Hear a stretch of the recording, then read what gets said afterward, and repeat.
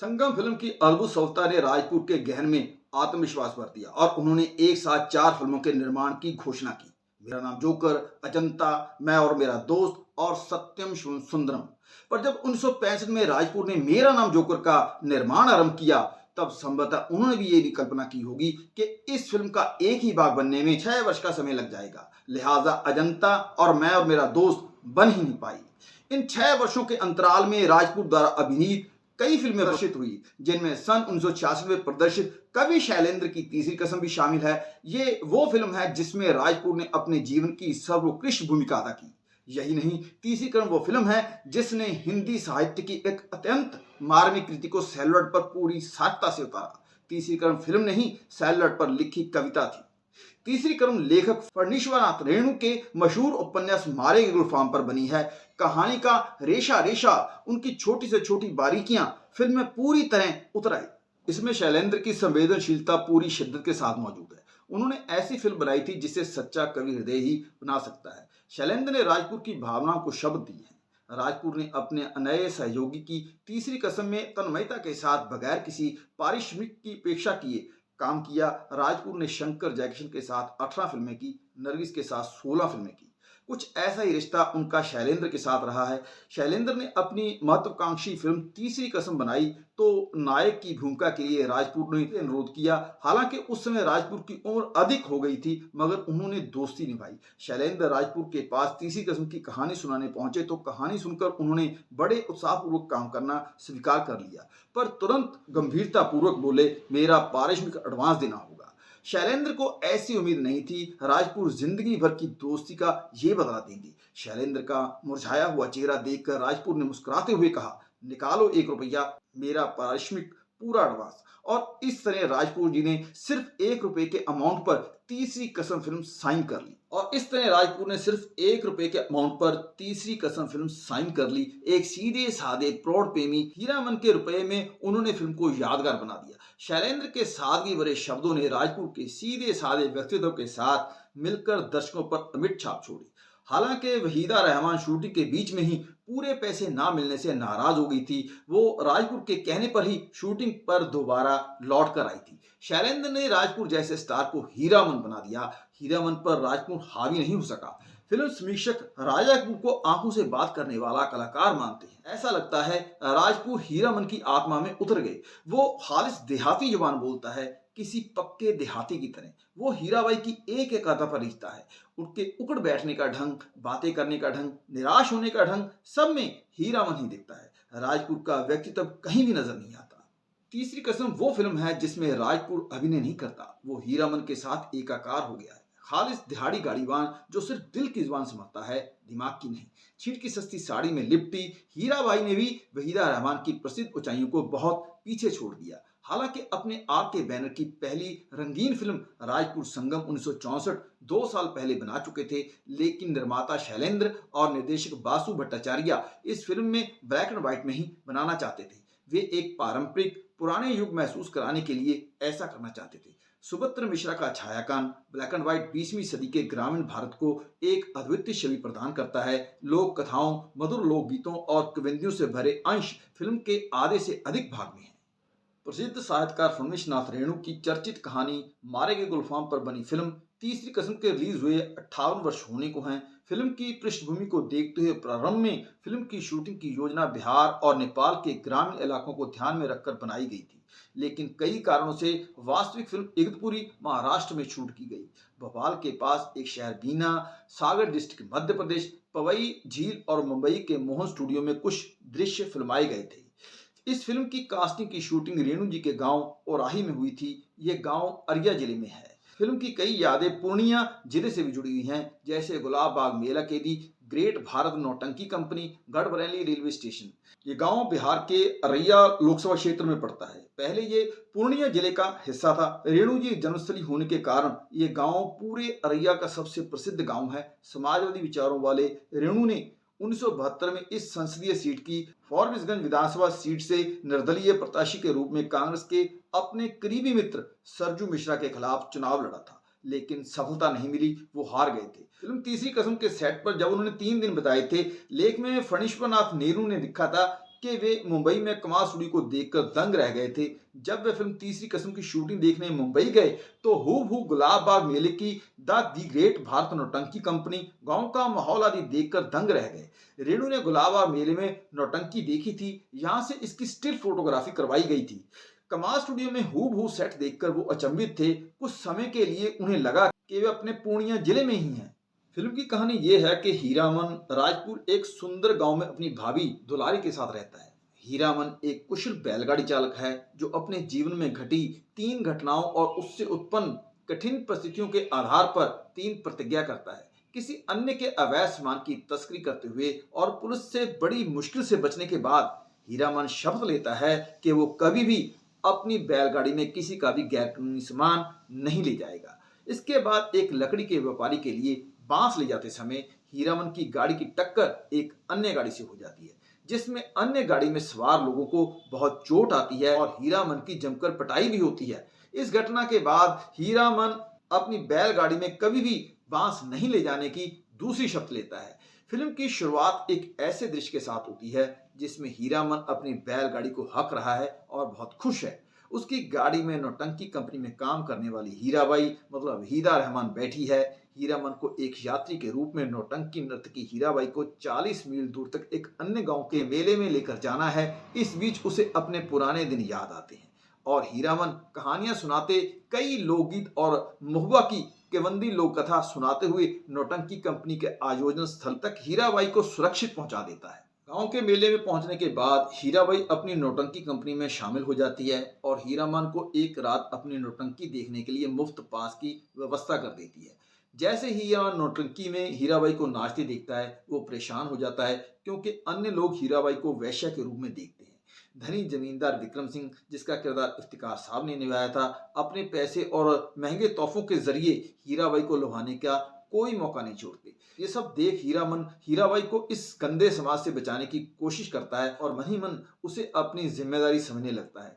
जैसे ही दिन बीतते हैं, हीराबाई और हीरामन के बीच का बंधन मजबूत हो जाता है। जहां हीराबाई हीरामन की निर्दोषता और जीवन के उसके सरल दर्शन से मंत्रमुग्ध है, वहीं हीरामन भी उसमें एक आदर्श पवित्र नारी का रूप देखता है। लेकिन समस्या तब खड़ी होती है जब हीरामन हीराबाई के लिए स्थानीय लोगों के साथ लड़ने झगड़ने लगता है।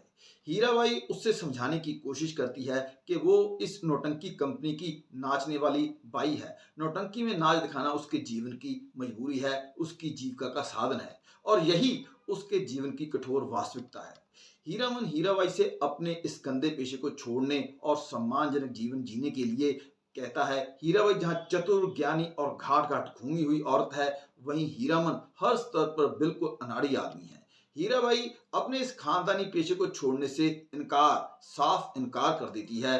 कहानी के अंत में हीराबाई बिना कुछ बोले चली जाती है। हाँ, जाते समय वो हीरामन को कुछ पैसे देती है। हीरामन दुख से तड़प के कहता है, हमेशा पैसों की बात। प्यार में चोट खाया हताश हीरामन मेला छोड़ देता है और अपने गांव वापस जाने का फैसला करता है। यहाँ से विदा लेने से पहले उदास मन से वो अपने बैलों को झिड़की देते हुए आखिरी शपथ मतलब तीसरी कसम खाता है कि अपनी गाड़ी में वो कभी किसी नाचने वाली को नहीं बैठाएगा। कहानी का अंत दुखद होता है। इसके साथ ही फिल्म खत्म हो जाती है। फिल्म तीसरी कसम के गीत लिखे थे शैलेंद्र और हसरत जयपुरी ने, जबकि फिल्म संगीत शंकर जयकिशन की जोड़ी ने दिया था। आज भी सारे गीत एकदम ताज़ा महसूस होते हैं। फिल्म के गीत संगीत ने भी गांव के माहौल को बाखूबी पकड़ा है। कहा जाता है कि फिल्म के सारे गाने शंकर ने बनाए थे। जयकिशन के हिस्से केवल बैकग्राउंड म्यूजिक आया था। सजन रे झूठ मत बोलो, सजनवा बैगी हो रे हमार, दुनिया बनाने वाले, चलत मुसाफिर, पान खाए सैया हमार, हाय गजब कहीं तारा टूटा, मारे गए गुलफाम, आ भी जा, लाली लाली डोलिया में लाली ले दुल्हनिया जैसे गानों को मुकेश, मन्ना डे, आशा भोसले, लता मंगेशकर ने अपनी आवाजें दी। तीसरी कसम का संगीत पक्ष अत्यंत मनमोहक और सदाबहार था। तीसरी कसम को राष्ट्रपति स्वर्ण पदक 1966, बेस्ट नेशनल फिल्म 1967 के लिए अवार्ड मिला।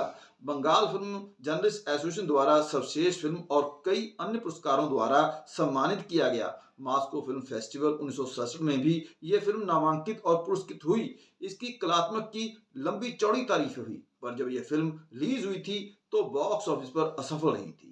इसे दर्शक और वितरक दोनों ही नहीं मिले। तीसरी कसम में राज कपूर, वहीदा रहमान, दुलारी, इफ्तिखार, असीस सेन, CS दुबे, कृष्ण धवन, केस्टो मुखर्जी के साथ साथ खुद शैलेंद्र ने भी एक छोटी सी भूमिका निभाई थी। रंगमंच के अभिनेता A.K. हंगल IPT थिएटर के दिनों से ही शैलेंद्र को जानते थे। शैलेंद्र ने फिल्म में हीरामन के बड़े भाई की छोटी सी भूमिका निभाने के लिए उनको राजी कर लिया, लेकिन अंत में फिल्म की लंबाई को कम करने के लिए अंतिम संपादक में उनकी अधिकांश भूमिका हटा दी गई थी।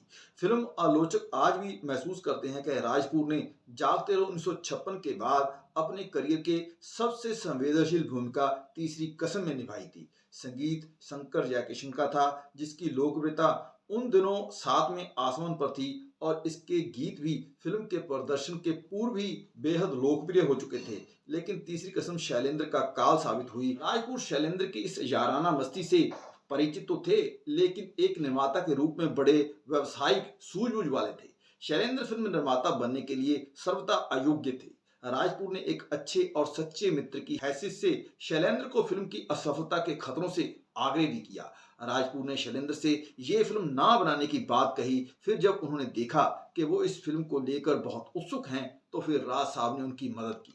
तीसरी कसम फिल्म के बनाने और उसे रिलीज करवाने में भी राज कपूर की बड़ी भूमिका थी। तीसरी कसम कितनी ही महान फिल्म क्यों ना रही हो, लेकिन ये एक दुखद सत्य है कि इसे प्रदर्शित करने के लिए बामुश्किल वितरक मिले।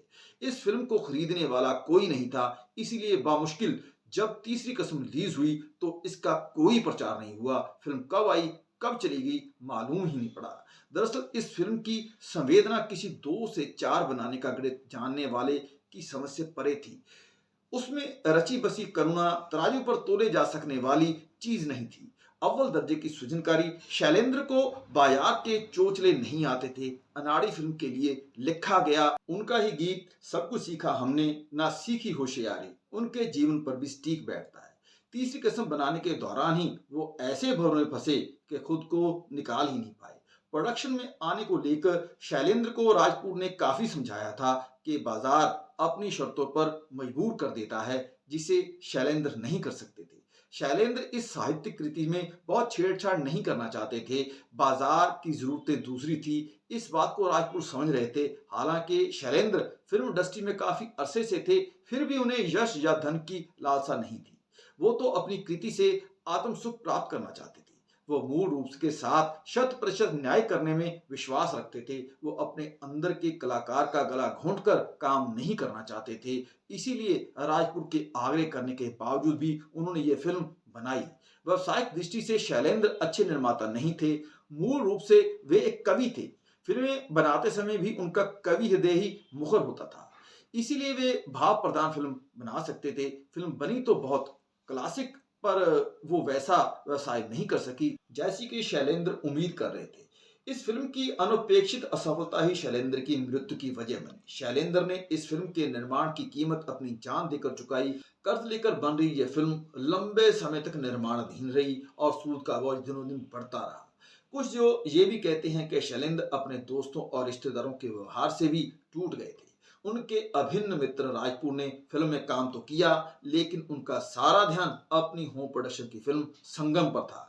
संगम उनकी पहली रंगीन फिल्म थी और वे उसकी रिलीज से पहले अपनी कोई ब्लैक एंड व्हाइट छोटी फिल्म प्रदर्शित नहीं करना चाहते थे। इसलिए उन्होंने तीसरी फिल्म को लेट किया और फिर फिल्म के निर्देशक बासु भट्टाचार्य बिमल रॉय की इच्छा के विरुद्ध उनकी पुत्री से विवाह कर लंबे अरसे के लिए कलकत्ता चले गए थे।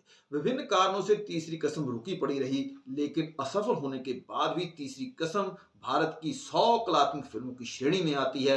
आज भी ये क्लासिक फिल्म मानी जाती है। मशहूर उपन्यासकार फणीश्वर नाथ रेणु रचित कहानी मारे गए गुलफाम पर आधारित फिल्म तीसरी कसम के कथा सूत्र बिहार से जुड़े हुए हैं। बिहार में फिल्म तीसरी कसम को लेकर 2013 में एक विवाद भी हो गया था।